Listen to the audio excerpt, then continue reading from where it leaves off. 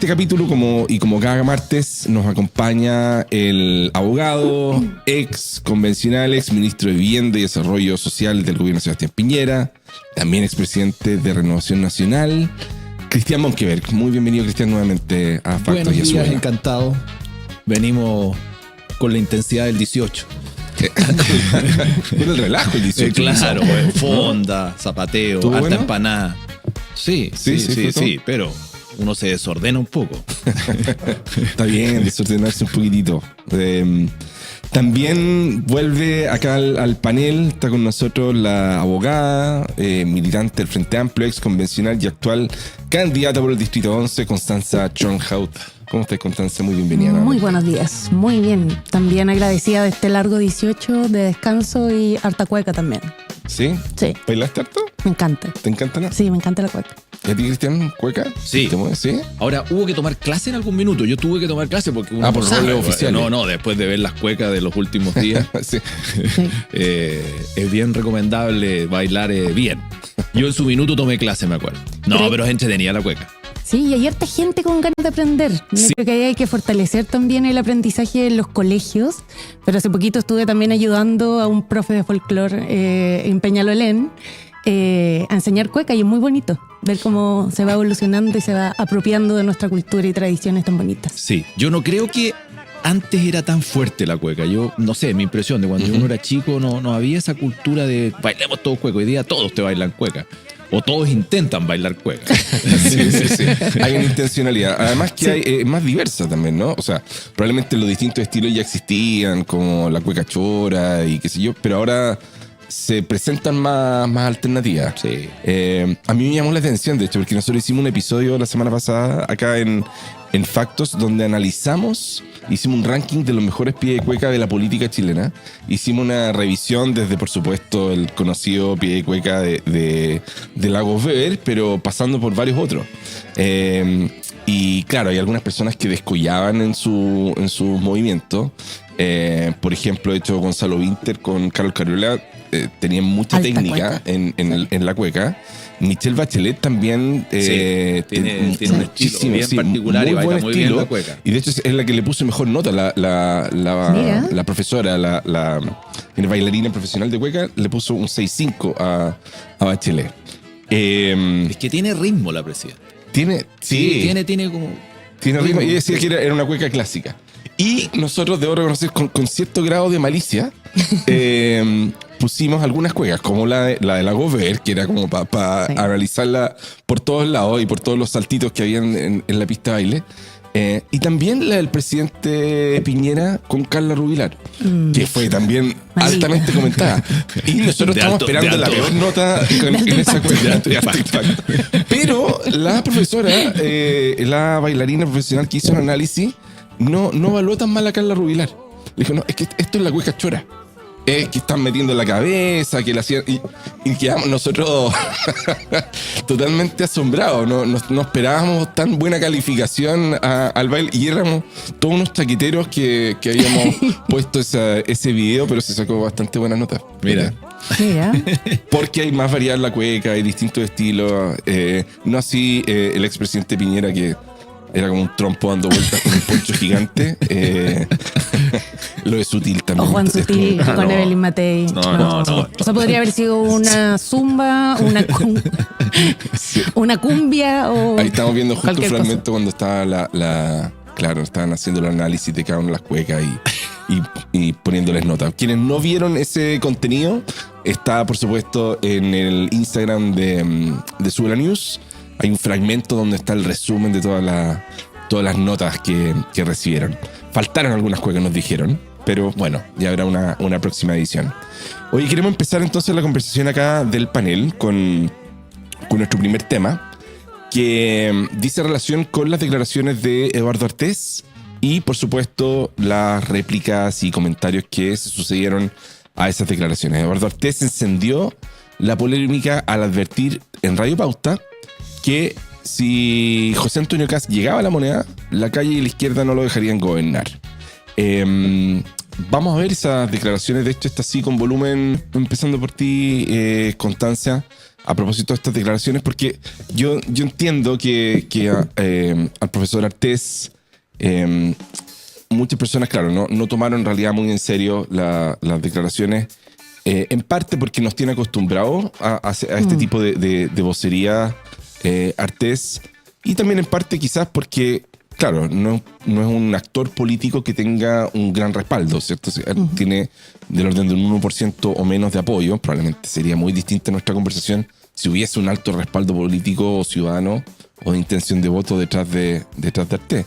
Pero igual instala un tema, ¿no? Entonces no es tanto solo sobre la declaración de Artés, pero sí sobre la discusión de inestabilidad, que es algo que igual ha estado en el contexto previo, bien sea con la idea de que, no, es que si llega una candidata comunista, viene este panorama, o si llega José Antonio Kast, viene este otro panorama. O sea, igual hay un debate que es válido de tener, creo yo. Uh-huh.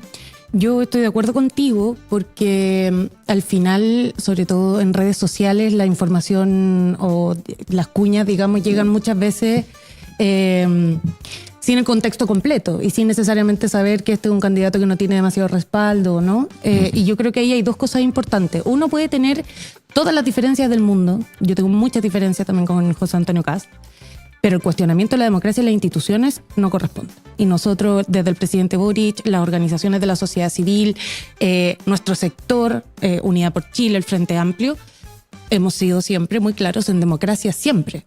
Pero además creo que es importante plantear que Eduardo Artés no es ni dueño de la izquierda, ni es dueño de la calle.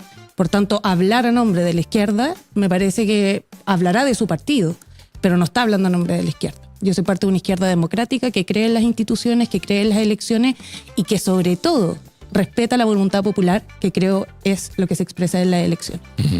¿Cómo lo ves tú? Pero si bien hay una gran mayoría de sectores políticos que al menos declaran, otros tienen además carrera demostrada en haber cuidado la democracia o haber gobernado en los años recientes también. Y claro, hay ciertos fantasmas o ciertas caricaturas. Pero también habilita otra conversación que es razonable de preguntarse por este asunto de la inestabilidad y la paz social cuando también públicamente hay ciertas medidas donde se exhibe intención de ejercicio, por ejemplo, la autoridad a rajatabla, como lo ha hecho, por ejemplo, Johannes Kaiser, hasta cierto grado también Kast, que no es lo mismo que Abel y Matei. Por ejemplo, lo veíamos en el debate, en sus declaraciones, cuando increpa a Kaiser, le dice, bueno, tú habrías disparado a Kaiser, ¿cierto? Entonces, igual es distinto. O sea, hay una parte que es caricatura, lo coincido totalmente.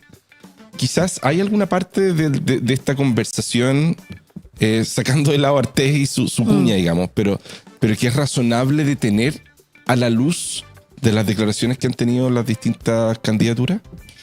Sí, yo creo que, a ver, más allá de que puedan haber caricaturas, yo creo que las discusiones del último tiempo han estado basadas harto en declaraciones explícitas, como la que citaste de Kaiser, otra de Kaiser, que es el 73, si vuelve a pasar un escenario parecido, yo haría lo mismo, es decir, un nuevo golpe de Estado. Creo que también tener una derecha como la de Kast y republicanos que reivindican el golpe de Estado y todo lo que pasó después, porque no se puede dividir, nos hablan de un compromiso matizado respecto de la democracia. Y yo creo que eso es una amenaza. Censurando medios de comunicación, y vemos una derecha acá en Chile que lo tiene de aliado, que lo tiene como referente, lo mismo con Milei en Argentina. Bueno, yo creo que esas son alertas reales y que no son caricaturas. Y me parece que es importante plantearlo así. Y respecto a lo de la paz social, yo creo que eso tiene harto que ver también con, lo planteamos muy, no sé, como aislado de un problema que yo creo que es mayor y que tiene que ver con el de la relación entre la política y la ciudadanía, entre la política y la organización social, entre la posibilidad de movilizarse y de organizarse y poder dialogar con las instituciones para lograr objetivos que están, digamos, demandados por la ciudadanía. Y yo creo que eso está bien en un marco democrático. Me parece importante, por ejemplo, como este gobierno, creo que hay 2 hitos importantes de ese diálogo entre las instituciones y las organizaciones, como cuando hubo el conflicto con las matronas, no sé si se acuerdan, a propósito de la modificación de un decreto respecto a sus facultades en materia de salud, y fue el propio presidente el que salió ante la manifestación a conversar con la organización y a buscar una solución. Y creo que esa es una forma de canalizar también las demandas sociales, y creo que es una forma de hacer política. Entonces, no plantearía solo la idea de paz social, estabilidad e inestabilidad, sino hablemos también de la relación entre la política y la sociedad, que yo creo que hace un buen rato viene bien distanciada, y creo que es algo que tenemos que empezar a acercar. Sí, es que yo creo que la derecha o sectores de la derecha han permanentemente, a propósito de la interpretación de los últimos años, han confundido lo que es la seguridad pública del orden público, que son 2 cosas distintas, y por tanto han apuntado a tratar toda forma de manifestación social, incluso las manifestaciones pacíficas que se han expresado históricamente. Yo vengo del movimiento estudiantil 2011 hasta hoy día, que son manifestaciones que se dan en el marco de la Constitución, y que eso no puede tratarse como si fuera un problema de seguridad pública. Por supuesto que cuando hay actos violentos, eso tiene un marco en base al cual se tiene que trabajar, pero son distintos. Y yo creo que se equivocan estos sectores de derecha más extremos también al tratar de, con estas frases para la galería, decir, no, aquí lo hubiésemos disparado a todo. O sea, el pueblo de Chile también tiene una vocación democrática, yo en esto comparto con Cristian. Y creo que desde la política nos toca resguardar esa democracia, y eso también significa entregar los distintos canales de manifestación y de entregarle voz a la ciudadanía. Creo que tenemos que hacer un esfuerzo por promover la organización social, creo que tenemos que hacer un esfuerzo por canalizar las demandas sociales, y eso tiene un montón de desafíos a nivel institucional. Pero creo que es importante distinguirlo, porque si no, bueno, nos pasa también lo que pasó el año 2019, que no se puede olvidar, y que hubo una crisis de violación de los derechos humanos, transversal y sin distinción, y en cualquier caso nunca corresponden, ¿no? Pero fue una crisis grave, y a manifestantes más pacíficos, digamos, les dispararon a los ojos, ¿no? O sea, que tampoco se nos olvide esa parte, porque a veces creo que hay sectores, de nuevo, de la extrema derecha, que intentan plantear que esa manifestación fue solo lo marginal que fueron los saqueos y que fueron actos violentos. Pero ahí hubo manifestaciones pacíficas, como la marcha más grande que hemos tenido, al menos de vuelta a la democracia, que fue, creo, el 25 de noviembre. Y creo que eso hay que respetarlo y hay que canalizarlo. Y yo en eso también comparto con Cristian, creo que la salida constitucional que se dio es una forma de canalizarlo. Y yo creo que lo que sí es valioso de todos estos últimos tiempos, que han sido muy movidos, es que siempre hemos optado por la vía democrática. Y creo que eso hay que mantenerlo y promoverlo. Intervención del presidente Boric en la Asamblea General de Naciones Unidas. Bueno, a propósito de lo que veníamos hablando de los últimos años movidos en Chile, yo creo que el mundo está viviendo también muchos cambios y muchas incertidumbres. Y creo que ahí el presidente Boric ha sido muy claro en varios temas, y yo creo que de manera coherente y sostenida va a plantearlos en su discurso. Y ahí creo que uno de los temas centrales, y que hay que decirlo, hay un genocidio en Gaza, y el silencio es complicidad. Y yo creo que en ese sentido, cuando vemos niños que están muriendo de desnutrición, que la hambruna está siendo utilizada como un arma de guerra, hay más de 26.000 niños que están en riesgo de morir por desnutrición. Hay más de 26.000 personas que ya han muerto asesinadas. Hay bloqueo de la ayuda humanitaria. O sea, cuando estamos en ese contexto, para mí es claro que hay que levantar la voz. Y tenemos que hacerlo como país soberano que somos, y que por tanto mantenemos una posición de Estado expresando los principios y valores de nuestro país, y también manteniendo una tradición.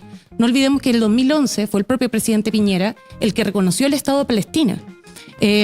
Por tanto, me parece que estamos siguiendo una política de Estado, y ahí creo que hay que ser muy claro respecto, a propósito de el diputado Chalper, ¿no?, que salió muy fuerte a criticar o a tratar de pautear al presidente. Y yo creo que aquí el presidente no ha hecho más que ratificar, digamos, la política de Estado de nuestro país en materia de política exterior. Y creo también que Chile no puede subordinarse ni a las amenazas de otros presidentes, ni dejar de plantear su visión y nuestra visión de Estado a propósito de tenerle miedo a Trump o cualquier otro presidente del país. Eso es rescatar nuestra soberanía, y eso es realmente respetar nuestra patria.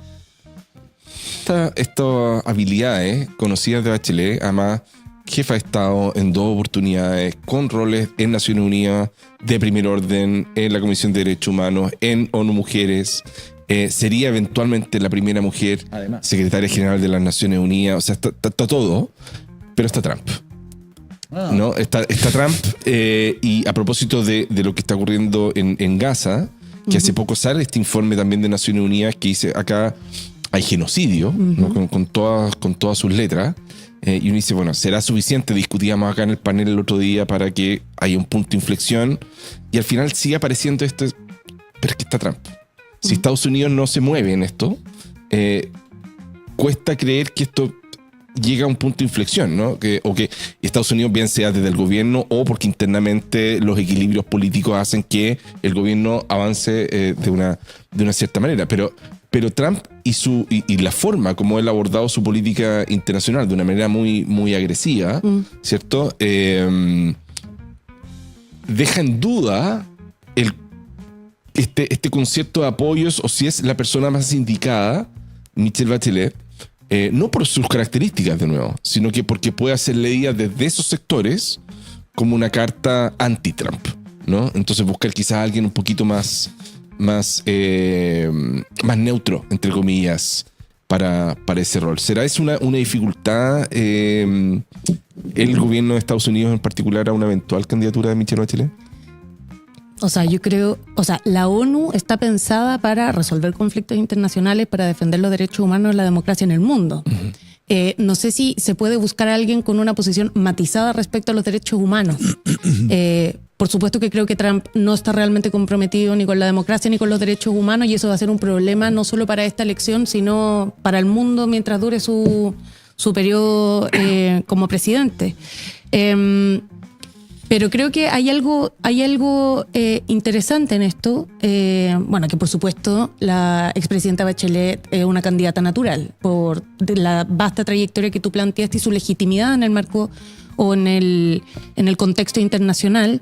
Creo que eso nos dice que Chile no es tan poquito incidente. De aquí también salen liderazgos importantes que pueden asumir posiciones a nivel internacional, y creo que es particularmente importante por algo que creo que también ha esbozado el presidente Boric, y que también hay que de alguna manera pensar la ONU a sus 80 años también adecuando y entregando herramientas más efectivas para enfrentar los desafíos que tenemos hoy día a nivel global, que son distintos a los que se tuvo cuando se creó, ¿no?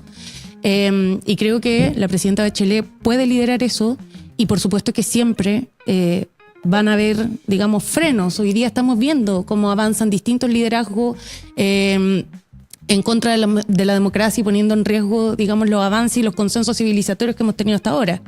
Y necesitamos una voz fuerte. Yo creo que eso hay que respaldarlo. Bueno, todavía ella no ha anunciado, que siempre ha dicho quizás postule, entonces sí, hay que respetar eso también. Pero creo que hay que hacer todos los esfuerzos para eso. Creo que puede ser una voz importante en tiempos como los que vivimos también. O sea, hoy día tenemos voces muy explícitas en Chile y en distintos lugares del mundo que buscan debilitar la institucionalidad del derecho internacional, que desprecian el trabajo de la ONU, y creo que frente a eso hay que hacer un ejercicio articulado entre distintos países para poder defenderlo. A propósito de la crítica que también algunos sectores de derecha habían hecho sobre este compadrazgo del presidente con otros presidentes de la región a propósito del Democracia Siempre, ¿no? Uh-huh. De esta cumbre, creo que más que estar asociado a la izquierda, creo que es una asociación de presidentes que se han comprometido expresamente con la democracia. Y creo que eso es particularmente importante en Latinoamérica. Creo que una voz desde nuestro país, desde el sur global, de las características de la presidenta Bachelet, es algo que necesitamos. No va a estar fácil, digamos, esta disputa a nivel global, a propósito de lo que tú decías, de los movimientos geopolíticos, pero si no, ¿cómo? ¿No? Y creo que en eso no se puede matizar. Pero comparto con Cristian, yo tampoco entiendo bien cómo esto va a funcionar, pero sí creo que hay que hacer los esfuerzos para que quien asuma esa posición sea realmente alguien que pueda hacerle frente a los grandes líderes que también tienen mucha fuerza para debilitar, digamos, esta institucionalidad. Pero algo que dijo Cristian que me parece importante. O sea, la ONU al final se sostiene con los países que la conforman. De manera que también su fortaleza o debilidad está de la mano del compromiso o no de los países que lo conforman. Y creo que ahí es importante poner un foco, porque no es que tenga un superpoder ni un mandato del todo ejecutable. Y por eso es que creo que es importante, por ejemplo, desde nuestro país, aunque algunos sostengan que somos pequeños, que da lo mismo lo que digamos, yo creo que no, que es muy importante y que creo que todos los países es importante que levanten la voz en esto. Si no, bueno, van a avanzar los que siguen amenazando nuestra democracia y la paz, y el desarrollo sostenible y el multilateralismo, etc. Y creo que ahí hay un esfuerzo que hacer. A Constanza Schönhaus. Muchas gracias a por ustedes. estar Un nuevamente agrado, como hoy día. siempre. Y también, por supuesto, a Oye, sí, Cristian muchas Monge. gracias. Me voy a dar una licencia. Por Pasa favor. que yo a Constanza la conozco, entonces no pensamos distinto, pero ella es candidata. Ser candidato ya es difícil. Doy Entonces, la mejor de la suerte, que le vaya bien. Nos conocimos en la convención.